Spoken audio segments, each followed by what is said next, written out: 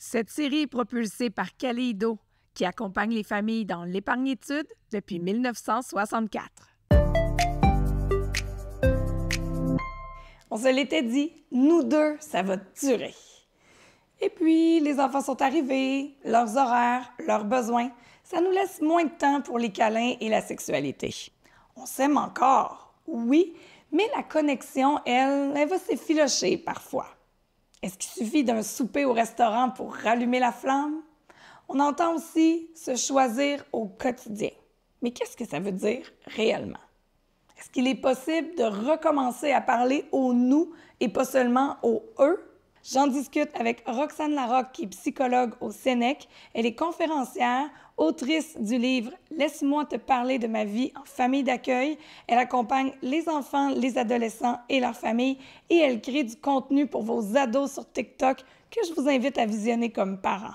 J'accueille aussi Geneviève Parent, qui est sexologue et psychothérapeute depuis plus de 6 ans. Elle accompagne les adultes et les couples. Elle se spécialise sur les questions de trauma, relations, intimité, sexualité. Elle est chargée de cours à l'université et elle a une approche bienveillante, humaine et ancrée dans la réalité d'aujourd'hui en ce qui a trait à la sexualité. Pour avoir une sexualité épanouie, il est question de notre corps également. C'est ce qu'on va aborder dans la Minute Santé. Alors ensemble, on tente de recréer la connexion dans le but d'être à la hauteur de nos tout-petits.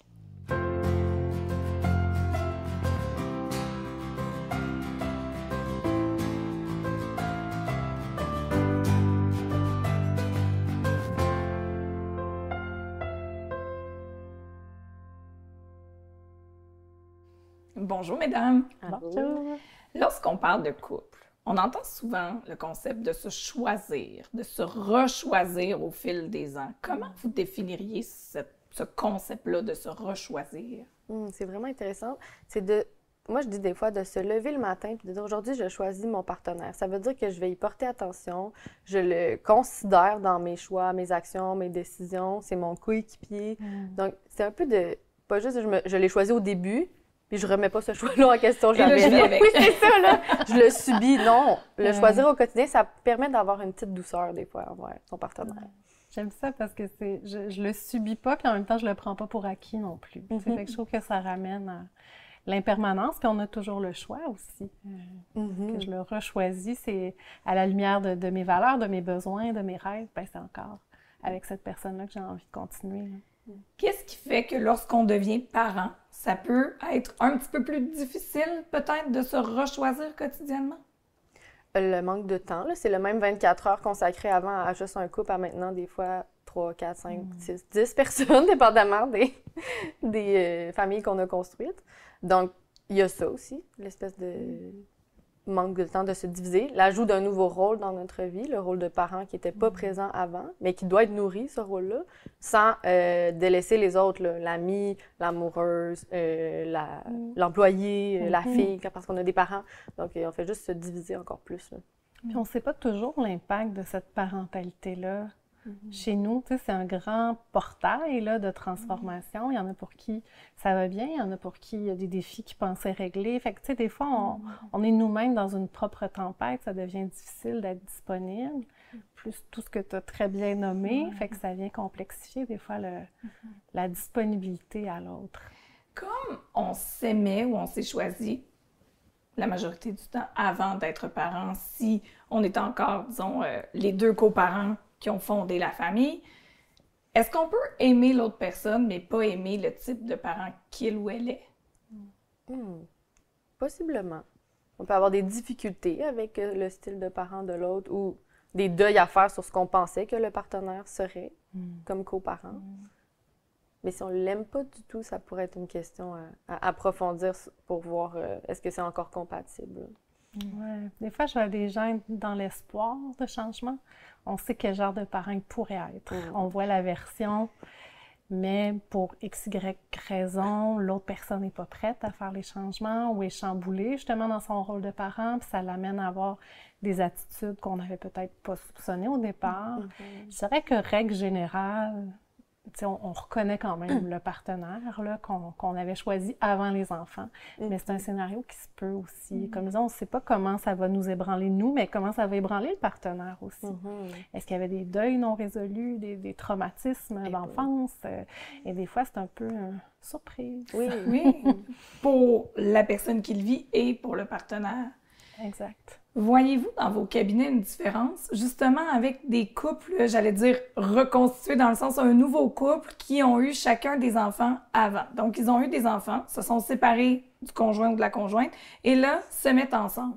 Est-ce que les discussions, lorsqu'ils se mettent ensemble, sont, on va dire de manière générale, peut-être plus franches? On va avoir tendance à rapidement parler du style de parentalité pour voir si nos deux familles peuvent vivre ensemble, ou encore là, on est toujours, veut pas, attiré par l'autre, par la passion, par la fougue, puis la parentalité, bien, elle rentre en deuxième plan.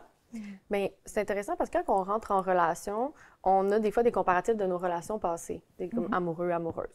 Quand on devient parent, on n'a pas de comparatif, là, sauf qu'effectivement, là, si on se sépare ou on prend la décision de se séparer, puis on re-rentre, bien là, on a un comparatif à faire. Puis on peut mettre de l'avant, ça, moi, je veux ça, je veux pas ça. Là, il y a un rôle de beau-parent qui devient là, la place qu'on y met. Donc, il y a comme, ça se met sur la table beaucoup plus facilement sur ce qu'on veut ou ce qu'on veut pas. Si on parle de parents qui sont encore ensemble depuis nombreuses années, on va dire un 5 ans, un 10 ans, un 15 ans, est-ce que c'est quand même, j'aime pas le mot normal, mais est-ce que ça arrive fréquemment qu'il y ait des périodes, je vais appeler ça de repli? C'est une période où tu te dis, on sait pas trop pourquoi, peut-être qu'on en a besoin chacun de notre côté, mais on dirait que le couple est pas la priorité numéro 1. Hein? Il y a les enfants, le travail, puis le couple peut passer 4e, 5e, puis dans certains cas, c'est correct pour les deux aussi. Ben Ça arrive? Ben oui, ça peut. Puis, comme tu dis, si les deux, c'est comme ça, souvent, ça l'amène moins de frustration. Contrairement à si quelqu'un, le couple est comme encore en 2e, puis l'autre est rendu 5, 6e. C'est là où ça peut être plus irritant. Mais oui, c'est possible. Là. Il y a des rôles qui s'ajoutent, on peut se prioriser. Il y en a qui ont été un couple longtemps, après ça, ils deviennent parents. Puis là, ben, finalement, là, la femme ou l'homme, là, il a vraiment un grand besoin là, d'individualisation là, dans ce moment-là. Puis là, c'est comme, ben là, le partenaire va être comme, ben là, on n'a déjà pas de temps avec les enfants. Tu veux avoir plus de temps seul. Moi, j'aurais pas de place. Mais des fois, effectivement, ça fait du bien à tous les deux parce qu'il y en a qui vont se nourrir comme couple, même dans les moments de famille. Qui vont trouver que c'est du temps de qualité passé ensemble, même en présence des enfants.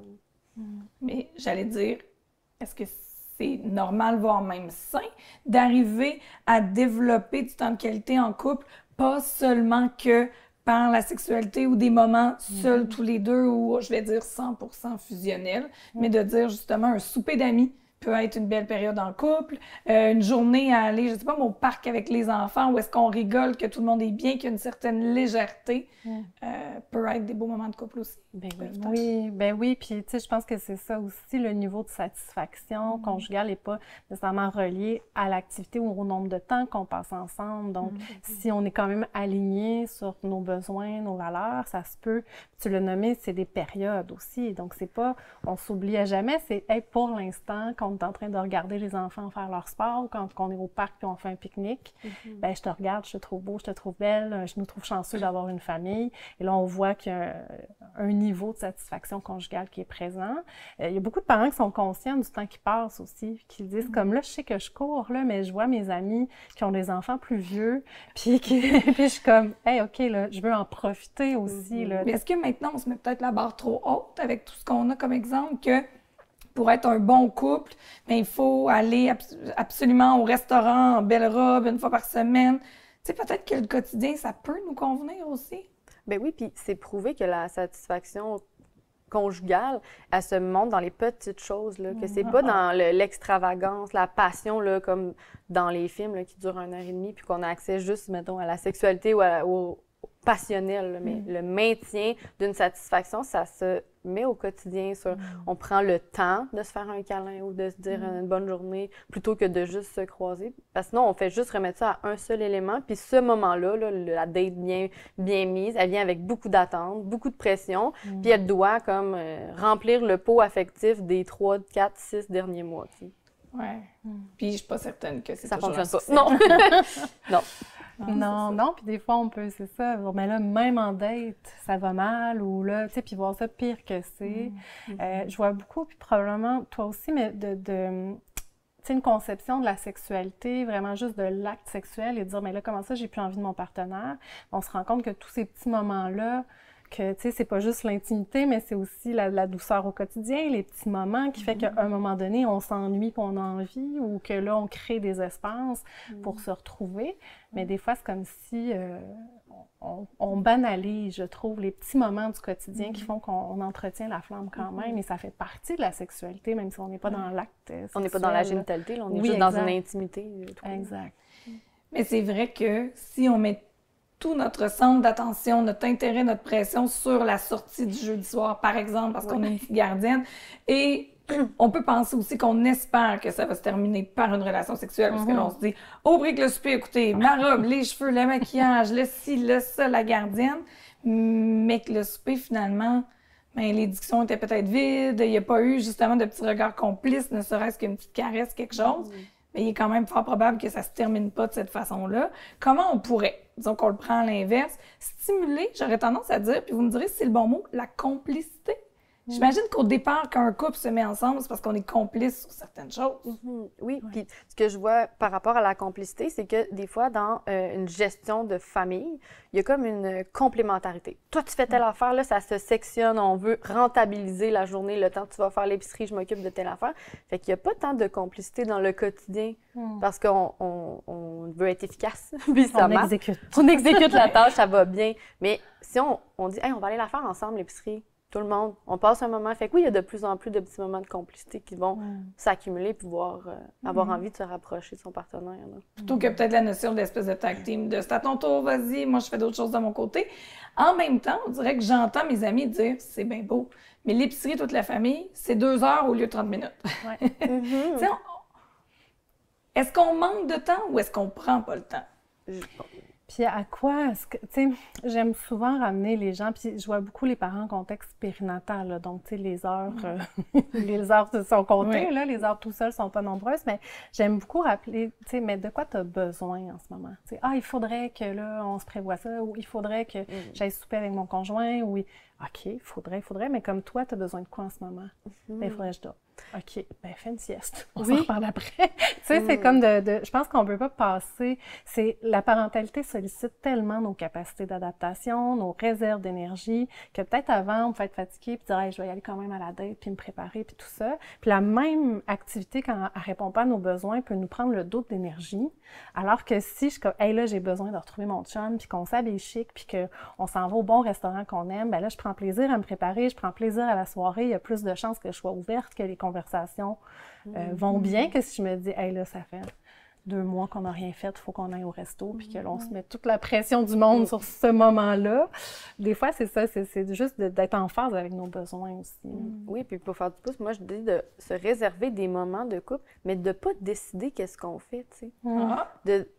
Réservez-vous ce moment-là, cette heure-là, cette soirée-là, puis là, des fois, oui, mais là, il faut prévoir la gardienne. Mais si vous allez juste vous asseoir dans un parc, là, puis juste marcher, ou si vous décidez à soir, on prend 1 heure, mais on reste chez nous, même si on n'a pas besoin d'une gardienne, se réserver du temps, puis là, toute la semaine, on peut penser à qu'est-ce qu'on va avoir envie de faire, pas juste comme « Oh mon Dieu, ça me tente tellement pas d'aller au resto », puis vous n'êtes pas obligé, mais réservez-vous du temps quand même. Puis est-ce qu'à la limite même, on pourrait dire, on décidera sur le moment. Puis une semaine, ça sera le banc de parc, l'autre, ça pourrait être une crème glacée, l'autre, ça sera peu importe. Mais l'idée, c'était d'être ensemble. Oui, puis de penser à l'autre quotidiennement. Moi, c'est ce que j'aime ramener dans le fait de s'introduire des dates, là, parce que comment c'est planifié, c'est un manque de spontanéité, c'est plate. Quand on est ado, là, puis qu'on sait qu'on va au cinéma là, avec notre crush le vendredi, là. Hey, on y pense toute la semaine, c'est excitant, c'est le fun. C'est juste excitant. Parce que c'est tout, on n'a pas de pression de qu'est-ce qui va se passer. Fait que de le faire avec notre partenaire aussi, en enlevant les attentes que ça aille finir en sexualité ou qu'il y ait une attente vraiment précise. OK, je vais passer un moment. Qu'est-ce qu'on pourrait faire? Qu'est-ce qu'il aimerait? Qu'est-ce que moi j'ai envie? On nourrit un peu l'anticipation qui est vraiment importante. Puis pour raviver cette complicité-là au quotidien, est-ce qu'on peut dire, par exemple, l'humour? Ça peut être une bonne façon, des fois, de dédramatiser les choses, de se retrouver dans, des fois, peut-être des vieilles blagues, mais des choses qui nous plaisaient. Au début, on parlait de ne pas se prendre pour acquis, mais un petit texto, bonne journée, je t'aime, à plus tard, j'ai hâte de te voir. C'est quelque chose qui prend 2 secondes, mais qui peut raviver. Est-ce que je vais dans des exemples peut-être trop simples, mais la vie, des fois, c'est ça, c'est la simplicité. C'est dans les petites choses qui vont faire que ça va avoir un grand poids à long terme, effectivement, là, de ramener. Si vous connectez sur l'humour, c'est toujours une belle façon de dédramatiser, là, de dire hey, mon Dieu, j'ai l'impression que ça fait 6 mois qu'on s'est pas vu, mais je suis contente de te voir. Enchantée!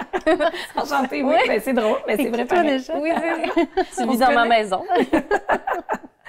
Est-ce que ça arrive, dans certains cas, pour un parent où la proximité est, disons, rompue avec le conjoint ou la conjointe, d'aller combler, puis là, j'insinue aucune notion sexuelle, mais d'aller combler ce besoin-là avec un enfant, même de 6, 7, 8 ans. Je veux dire, ton enfant se lève le matin, tu vas lui faire un beau câlin. Il passe, tu vas lui donner un petit bisou. Tu sais, des choses qui sont très saines, mais qui, des fois, au lieu de faire l'effort de rétablir le lien avec le conjoint et de continuer à le faire avec nos enfants, ben on va se dire, je vais remplir ma jauge affective, sensorielle avec les enfants de façon très saine. Puis le conjoint, ben c'est un peu compliqué. Ben oui, ça l'arrive parce que c'est comme tu l'as dit, les enfants ont besoin beaucoup, donc c'est comme une source facile d'aller combler. Puis parfois qu'il y a moins d'irritants. Ils questionnent rien aux autres, là. Ça vient moins activer de frustration, il y a moins de... On est comme plus tolérant des fois avec l'enfant qui nous a fait une crise. On sait que c'est passager versus notre conjoint qui nous a dit quelque chose qui nous a dérangé. Bien là, on va plus se refermer puis on va peut-être moins vouloir faire l'effort d'aller physiquement dans l'univers de l'autre, là. Et tu as mis la limite que c'était pas sexuel. Des fois, ça vient pour le parent aussi. Justement, ben, si je donne un câlin à mon chum, mais que là, il va vouloir plus, mais moi, je veux pas, versus l'enfant, que, hey, on va se câliner, mais je sais que ça reste là. C'est pas conscient, tout ça, mais il y a quand même, des fois, cette espèce d'assurance que, ben, on va respecter ma limite, ça glisse pas vers d'autres choses, tu sais, que j'ai peut-être pas avec mon partenaire. Donc, ça aussi, des fois, c'est des sujets de discussion à avoir, de dire hey, « moi, j'ose même plus toucher parce que j'ai l'impression que ça va aller plus loin puis je veux pas aller plus loin. » Ou je sais que ça fait longtemps qu'on n'a pas eu d'intimité puis que tu en as envie, mais moi, mon besoin, c'est vraiment juste de l'affection physique. Donc, j'évite de tout contact qui pourrait éveiller du désir chez l'autre. Ça arrive assez fréquemment. Fait que dans ce cas-là, l'enfant devient une option inconsciente, mais où, justement, on reste juste dans le câlin. C'est sûr que post-accouchement et tout ça, on a souvent tendance à parler des pannes de désir chez la femme parce que, bon, on le sait, on a porté l'enfant, on a accouché, que ce soit de façon vaginale ou avec une césarienne, ça a des effets sur notre corps physique, l'allaitement aussi. Mais voyez-vous aussi au fil du temps qu'il peut y avoir certaines pannes de désir chez l'homme, chose on dirait qu'on parle moins, qu'on questionne moins. Souvent, les blagues, hein, moi, je me souviens, tu sais, des mononcles, là, elle veut jamais, tu sais, ça devient comme une espèce de running gag que la femme, ça ne tente jamais. Mais là, on dirait qu'on en parle beaucoup moins. Mais est-ce que c'est une réalité que vous voyez ou dans ces moments-là, des fois, peut-être on consulte moins? Bien, la fluctuation de désir, elle est présente chez tous les humains, là. Donc, oui, il y en a. Effectivement, on parle plus du désir sexuel qui diminue chez la femme. C'est même plus étudié aussi. Fait que, mais les hommes en parlent moins, fait qu'effectivement, peut-être qu'on a moins conscience de ces pannes-là ou de ces périodes où le désir est moins fréquent parce que ça fluctue, là. C'est vraiment faut rappeler que le désir sexuel, c'est une composante qui fluctue, là. Puis c'est normal que ça soit pas toujours une switch à on ou à off, là.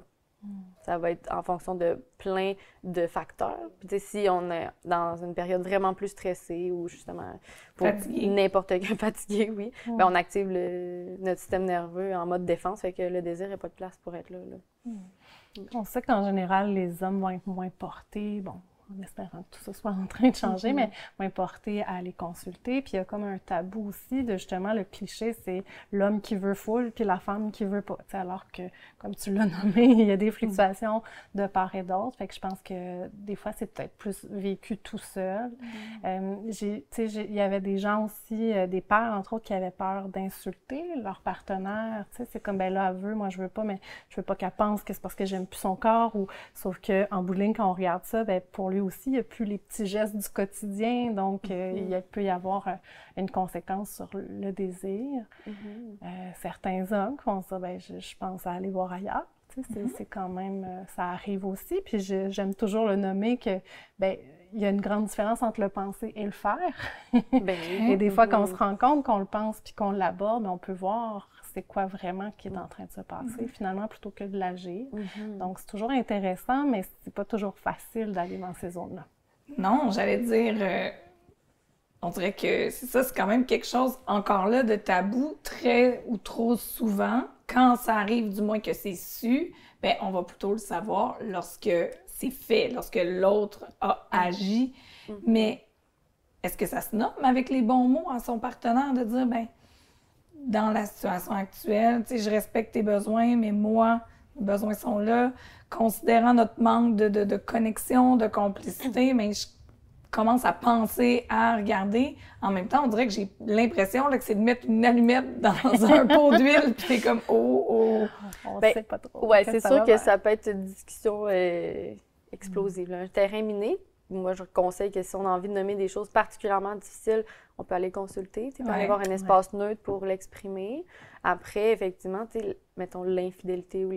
Moi, je le vois en thérapie comme un symptôme de quelque chose qui n'allait pas. Tu sais, la sexualité devient un moyen de répondre à un besoin qui est absent. Puis là, je le dirige vers une personne extra-conjugale en dehors de ma relation. Mais est-ce que je pourrais trouver une façon de répondre à mon besoin de connexion, d'être validée, de me sentir aimée, autre que par la sexualité? Des fois, c'est justement, c'est trop rigide parce que ça a été une façon de répondre à ce besoin-là vraiment facilement. Puis là, le plus, fait que là, on est démesuré. Je fais quoi, moi, pour me sentir bien? Il faut qu'on trouve d'autres façons, mais il faut l'adresser tranquillement. Est-ce que l'infidélité aussi, on peut le voir de façon plus globale? Parce que tu disais, ça peut être un besoin, des fois, de plaire. Tu sais, on a l'impression qu'on plaît plus à notre coparent. Donc là, je sais pas, moi, on a l'occasion, puis on va flirter avec quelqu'un d'autre. Puis là, on est comme, on est vu, on est reconnu, de retrouver ce toucher-là, de retrouver. Et que l'acte sexuel, oui, c'est une chose, mais c'était pas toujours le but premier d'une infidélité si on regarde en arrière ou de façon plus profonde. Oui, la fonction qu'a eu l'infidélité, elle est souvent beaucoup plus grande que le geste en soi. Puis effectivement, ça demande beaucoup de transparence, de vulnérabilité pour exprimer ça parce que souvent on parle de l'impact du geste, mais ce qu'il y a en dessous, c'est souvent ce qui est plus important. Mais c'est le même pour n'importe quel petit conflit au quotidien. Là, Tout à fait. On s'astine ou on parle de la situation, mais pas de ce que ça nous a fait vivre, ce que je me suis dit dans ma tête quand tu m'as dit ça, ce qui m'a blessée. C'est aller dans les couches profondes. Là. Ça, c'est plus difficile. C'est plus dur. Là. Ça fait plus mal. Oui. Ça fait plus mal, ça demande une certaine maturité affective ou d'être dans un espace où on est porté.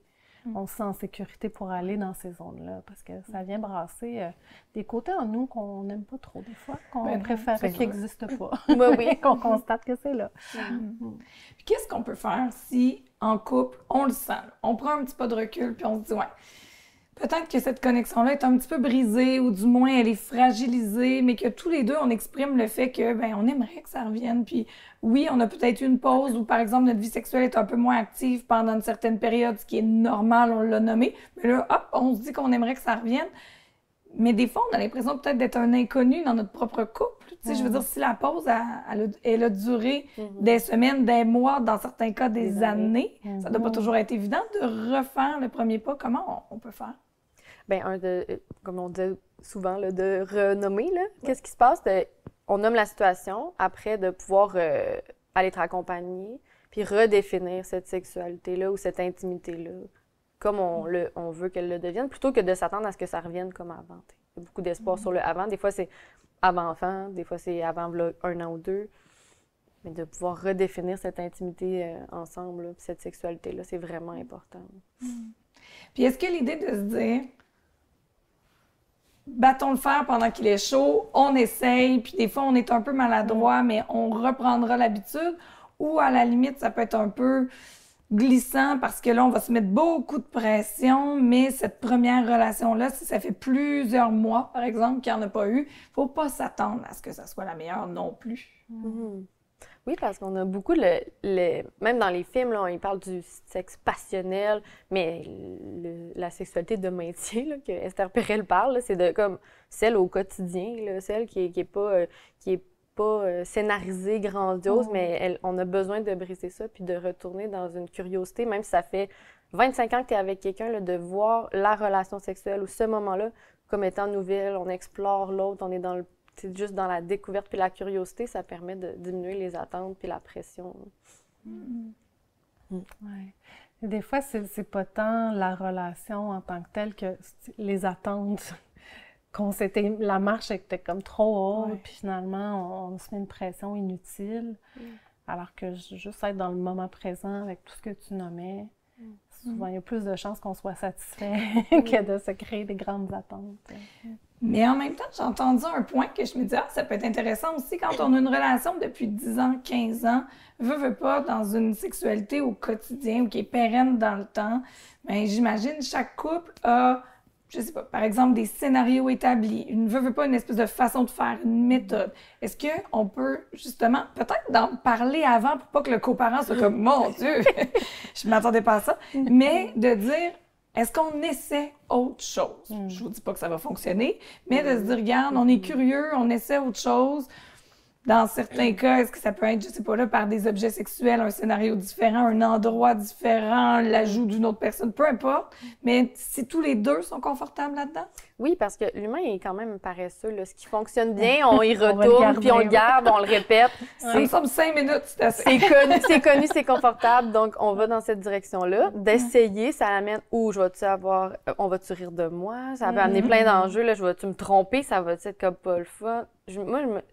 C'est important d'en discuter. Puis l'intimité sexuelle, elle est beaucoup dans la discussion, comme hey, à quoi tu penses quand on fait l'amour, qu'est-ce que tu te dis, comment tu me trouves attirant ou attirante, qu'est-ce que tu aimerais qu'on essaye, plutôt que justement arriver avec un nouveau jouet, on essaye ça ce soir, qui peut être un peu plus perturbant. As-tu envie qu'on essaye? C'est quoi tes peurs? Explorer là-dedans, oui, c'est super important. Puis tu l'as nommé, ça ramène est-ce que je vais me tromper? Est-ce qu'il va rire de moi? Ce que souvent les gens vivent moins dans un couple plus vieux, c'est-à-dire je suis habituée d'être avec lui, je peux lui parler de ma plus grande peur, je peux lui parler de comment je me sens. Là, on arrive dans la zone de la sexualité, puis on dirait que là, on retombe dans comme si c'était les premiers moments. Fait que je pense que ça demande un peu de discussion courageuse, allons-y, on l'adresse, de ressentir ce malaise-là, qui, même si ça fait des années qu'on est ensemble, reste des sujets quand même qui peuvent être plus délicats que d'autres. Oui, puis dans la sexualité, on dirait qu'on se donne pas le droit à l'erreur, ou on veut expérimenter quelque chose, puis dans le pire des cas, là, vous arrivez à un moment, mettons, malaisant, drôle. C'est comme de dire, on essaye un nouveau restaurant, si vous ne l'avez pas aimé, vous faites pas, on va plus jamais au restaurant de notre vie, là. C'est juste celui-là, on le retournera pas. Ouais. La même chose avec la sexualité. Comme on essaie ça, ça a été drôle, puis... C'est tout. C'est tout. La pression. On va pas là. Maintenant, on a parlé justement de la sexualité. Ça nous amène certaines questions. Puis même si on est en couple, on a des limites aussi qui est important de fixer. Alors, allons voir à notre Minute Santé.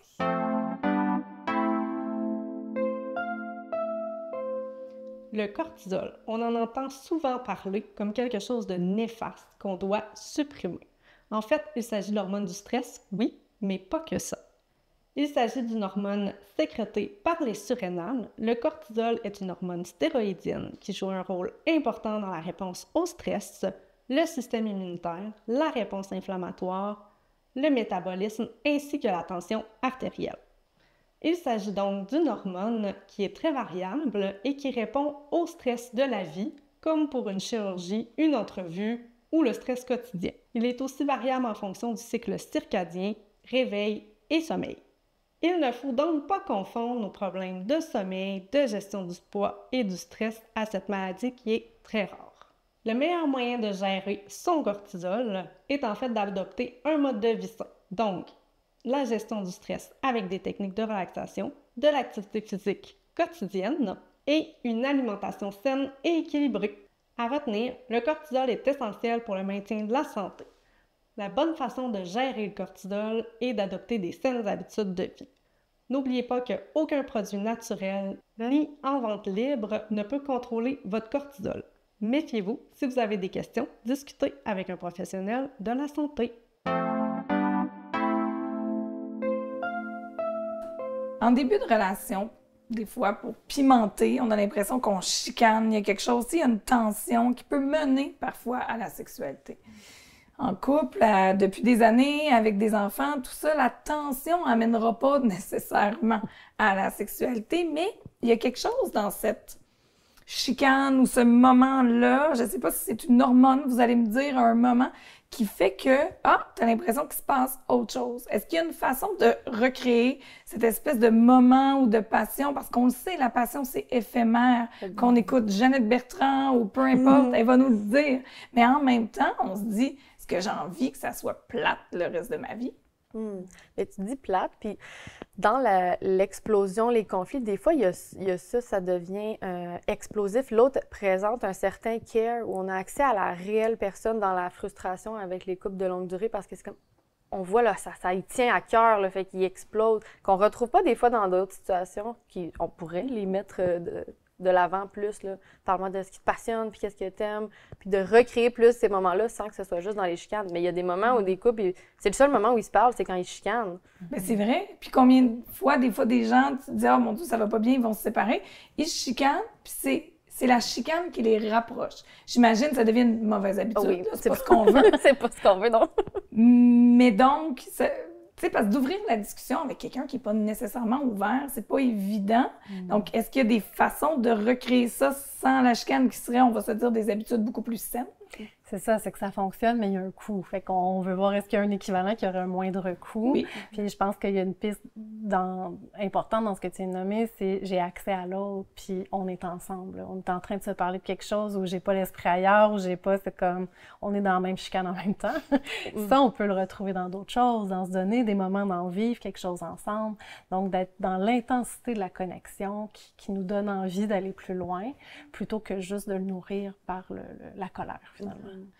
En terminant, c'est ce que j'allais dire, puis je voudrais pas terminer sur une mauvaise note, mais on parle beaucoup de retrouver la complicité, la connexion, l'équipe qu'on faisait avant, puis qu'on fait comme parents dans les bonnes journées, puis dans les moins bonnes, se-dire que, regarde, il va y avoir aussi des bonnes journées, mais en même temps, quand on parlait de petits gestes tantôt, comme envoyer un texto « bonne journée », se lever le matin puis dire « je te rechoisis », si on se lève un matin, puis on se dit « ça me tente pas tant de le rechoisir aujourd'hui parce qu'il est arrivé quelque chose hier », j'imagine que c'est normal.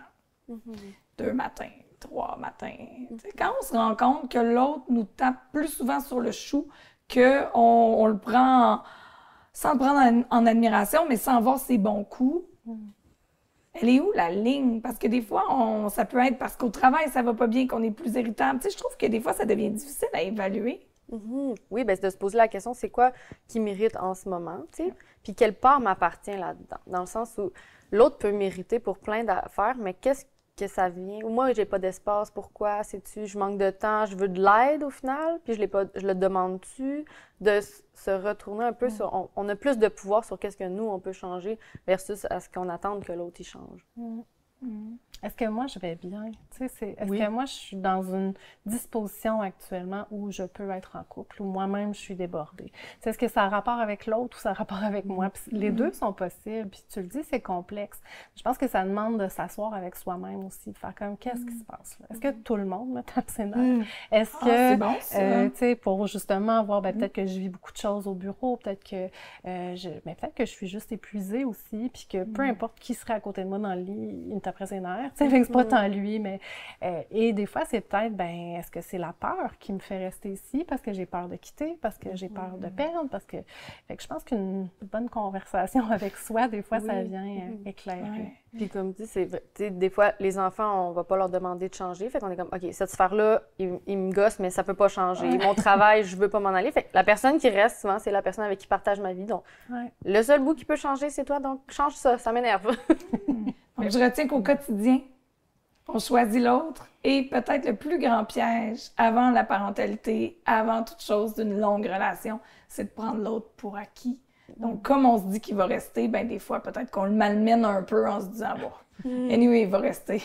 Mais dans le fond, si on se rechoisit au quotidien et on redevient complice, on peut avoir des belles surprises. Puis de le voir de la façon positive plutôt que de dénoter toujours ce qui fonctionne pas, ça peut être intéressant de fois de temps en temps de prendre le recul puis de noter ce qui va bien, puis construire là-dessus. Parce que des défis, on en a tous puis on en aura tous. Merci beaucoup. Merci.